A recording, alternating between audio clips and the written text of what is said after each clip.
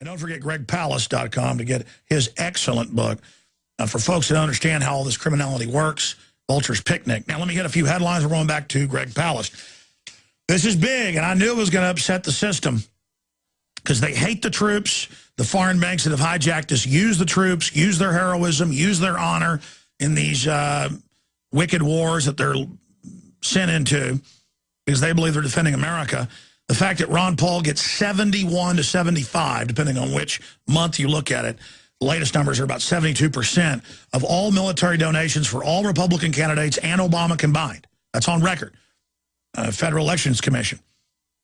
The fact that that's there really freaks out the system. And Adam Kokesh had the idea, and it looks like thousands are going to show up to have active duty and veterans march to the White House. And they said they're going to be peaceful and turn their back, though, on the commander-in-chief, who's a traitor-in-chief and a globalist puppet, that Benedict Arnold. And this is to break the hoax that Ron Paul doesn't have support. In fact, if you show people the article that just went up at Infowars.com, it's got Ron Paul when he was in the Air Force. Leaked email. Military top brass warned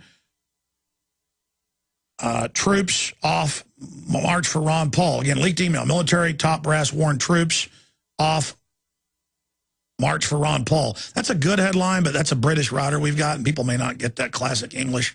Military top brass tell troops not to march with Ron Paul. We need to change that headline. People aren't going to get kind of old English. Leaked email. Military top brass tell troops not to march with Ron Paul, or not to march for Ron Paul. High importance message distributed by senior naval security. You get me, Nemo, in here right now. Just go ahead and call him in here now. I'm going to get this headline changed. I'm kind of the editor-in-chief around here and unofficial editor. I don't give myself like a title like CEO of Infowars.com or Galactic Commander. I don't actually have a title here. I'm director of my operation, though. And most places, you know, editors go through 3 or 4 levels. Hey, Kurt, come on in. This is great what Steve did. I want to send this to Drudge, but people aren't going to get kind of that old English. Leaked email, military top brass warned troops off march for Ron Paul. Americans aren't going to get that on average. So just saying, unless they, got an English degree. Military top brass, tell troops not to march with Ron Paul, or not to march for Ron Paul. Don't you agree?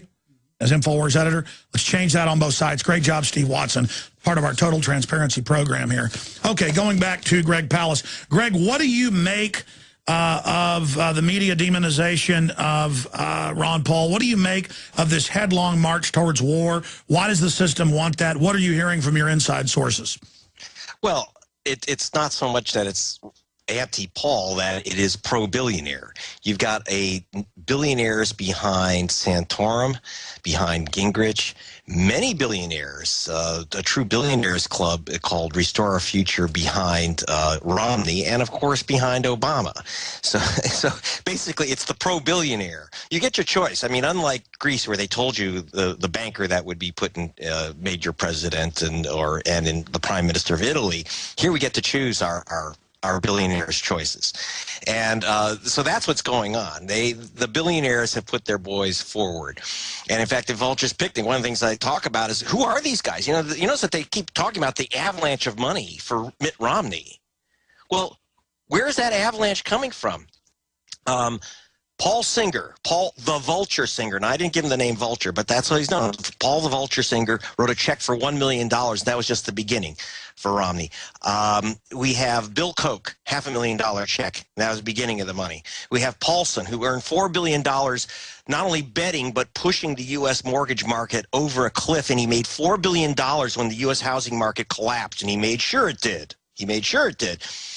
Made $4 billion a year, so he's tithed his $1 million to Romney. I'm not picking on Romney in particular, just that seems to be where the billionaires right now are coalescing, but they're on all the candidates, including Obama.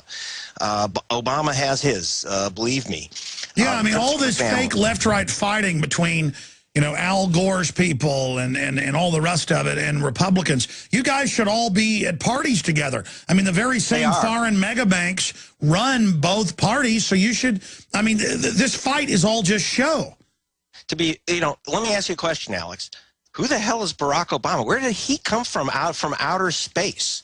Was he just the most stellar state senator you've ever heard of, that he suddenly goes from state senate in 2 years to the Oval Office? The answer is that he rode a billionaire named Penny Pritzker, who pulled him out of the Illinois Senate and blessed him as the future, as their Democratic choice. Remember, there's a Republican choice and Democratic choice. Pritzker had been removed and personally fined $400 million for manipulating a bank on the south side of Chicago.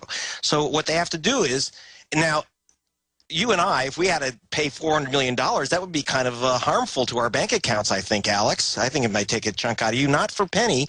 She's worth, according to Forbes, $2.7 billion. So she decided she didn't like paying $400 million fines, so she decided to get someone who would change the rules so she wouldn't pay those fines. Same with the Kochs. They're facing criminal charges. Let me ask you this question. Why is there, or do you agree with this statement, a giant exodus of the billionaires to armored retreats around the world? Why are they fleeing and hanging off helicopter skids like the fall of Saigon? Well, like I said, in Argentina and in Ecuador, people went into the streets, and they're angry, and a lot of them are armed. I'm not a big fan of arms and bombs, but there's a lot of anger out there, and there's been uprisings throughout the world that have been quite successful. And so I think these, it would be prudent if you had $1 billion, you'd want an escape route yourself. But I think their escape route at the moment is the 2012 election. If their escape route is into the White House, so to speak. And it's not that Obama is not their guy, but if they put somebody new in, it'll take folks a while to figure out that this is another teleprompter reading puppet, and so they'll take some time for the paint, the new paint to wear off. Yeah, I mean, in the case of, for example, what do these guys want? For example, in the case of Romney, what does a guy like Paulson want? He's betting against the U.S. economy. So the last thing he wants, he would go broke. He's been shorting the U.S. economy. So he would be going broke if the economy recovered.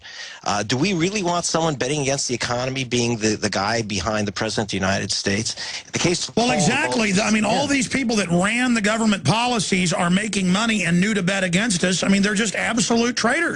And I want to make it clear, when I say they bet, it sounds like they're guessing which way the economy is going, just riding on it. It's not like it's a fixed roulette wheel. When Paulson was facing, even under Bush, was talking about restoring the mortgage market, and Obama also talking about having a foreclosure moratorium, Paulson went berserk and contacted his friends at Goldman Sachs, which is his investment bank. And what Paulson did was he basically threatened these guys and said, you will not. I've got a lot of money riding here, and how dare you try to undo the fall of the housing market. So when Romney says things like, oh, we should let it bottom out, remember, this is not a policy. He's just speaking for the guy who's betting on the bottom, on it bottoming out and falling through the bottom. I mean, understand, the guy Romney's backer made $4 billion in a single year betting against the housing market. That's really important, because we're not talking about policy here. We're talking about billionaires setting the direction of the economy in the nation in both parties with all the major candidates. Well, look at Obama giving billions and billions to fake energy companies that never even made anything or tried to. They would just rent an office building and literally no one's in it, and then they just keep the money. I mean, you give Obama $500,000 in one case, and you get $500 million. I mean, that is a good vending machine. I mean, that's like sticking a quarter in and getting $1,000 back. And you have to look, when we say that these companies get it, it's the banks that guarantee them. For example, snuck into the emergency defense bill that we had for Iraq last year, and I have this little thing in Vultures Picnic. When we had the defense bill, which was to provide vests, the Kevlar, new Kevlar vests and special protection for the troop transport vehicles, what's replaced the Humvees now. No one voted against it. I think maybe Ron Paul did, but I mean, almost no one voted against that emergency appropriation for the war in Iraq. Snuck into that bill was an $8 billion loan guarantee for 4 nuclear plants. Now, exactly when did our boys and women in Iraq and Afghanistan suddenly need for their emergency protection for nuclear plants? Now, this is not about whether nuclear power is good or bad. It's about a deception. We're told that we have to protect people from taking bullets and Humvees being blown up by IEDs. And what it really is a cover for a massive payment, not only to the nuclear industry, you have to understand, because we're not going to even build those nuclear plants. It ain't going to happen. It was J.P. Morgan Chase and Goldman and Citibank were all the guys lending this money with a government guarantee, charging a massive interest, and we have to pay for it. We have to pay for it. That's what's going on. Let me briefly ask you this, then we got to go to calls in this segment. The next two short ones ahead of Bob Chapman joining us. You talk about how it's a rigged bet, and that's why Bob and others said that they think Corzine was ordered to make that bet and take the people's private money and give it to J.P. Morgan Chase, who did get the $1.6 billion we've now confirmed. And so that's why he's being protected to lie to Congress and say, I don't know where it went. Because normally they don't make 40-to-1 bets unless they know it's rigged. What's your inside skinny? You're probably the best guy to ask this. Do you know? Well, all I know is I don't know the latest on MF Global. What I do know is that if you do, in fact, it's now up on your site, if you go to vulturespicnic.org, and you'll see it in the book too, is that there is a letter from Tim Geithner, who was our Secretary of Treasury, to Larry Summers, who was the economic czar under Obama. This is an older letter. It's highly, highly confidential. I did have it confirmed by the officials this confidential note, which is basically a plan by the U.S. government to conduct a trade war against any government which refused to accept derivatives trading and toxic assets from J.P. Morgan and other major banks. The important thing about this memo is, why would they do this? It said, Geithner is telling Summers, you have to call our guys. And he listed the 5 biggest, most important bankers, including John Corzine, who was then CEO of Goldman Sachs. Remember, before he was governor of New Jersey, he was CEO of Goldman Sachs. They don't move without calling these guys. Now, think about that. They were having all these secret meetings, Goldman, J.P. Morgan, Citibank, Bank of America. These guys are having these secret meetings. If Corzine, they can't touch Corzine. He would open up his files. Can you imagine the meetings that these guys have had about manipulating the economy, including manipulating our foreign policy? This was dangerous stuff. We came to near blows and near war with Ecuador and Brazil over this stuff. That's my next question, and we did show the document for prisonplanet.tv viewers. Radio listeners can go to your site and see it right there, vulturespicnic.org. But just briefly here, we're going to break, and I want to do 2 short segments of calls because I want to at least get these 5 or 6 callers that are up front. War, how does that tie into it, and internet censorship? It looks like the establishment is openly moving with authoritarianism now. They're not even having any pretense of freedom anymore. Why have things changed? Well, I think that right now, and war has always been a weapon. It was, I guess, Thomas Friedman, who is the globalization apologist, said that the invisible hand of the marketplace needs a very strong fist inside that glove. And that's what's going on here. Obviously, they have to threaten. There has to be some type of military threat. When Ecuador threw out Occidental Petroleum, which is Al Gore's company, remember, we had to have some type of military threat behind that. And we now see.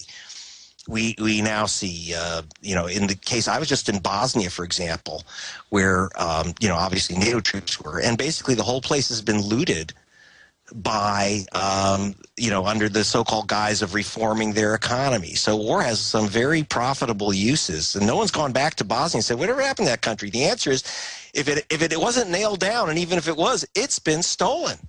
And that was under the agreements that were set by our U.S. State Department, that they basically had to sell off everything in that country. Everything. Now, the globalists are vampiric locusts. We're going to be right back, do 2 short segments of calls. I promise we're going to right to your calls out of the break. Mike, Richard, Alex, John, Robert, and others. Then Bob Chapman is going to be joining us. We'll have open phones for Bob as well on the economy, and a blitzkrieg of news I've got to get to.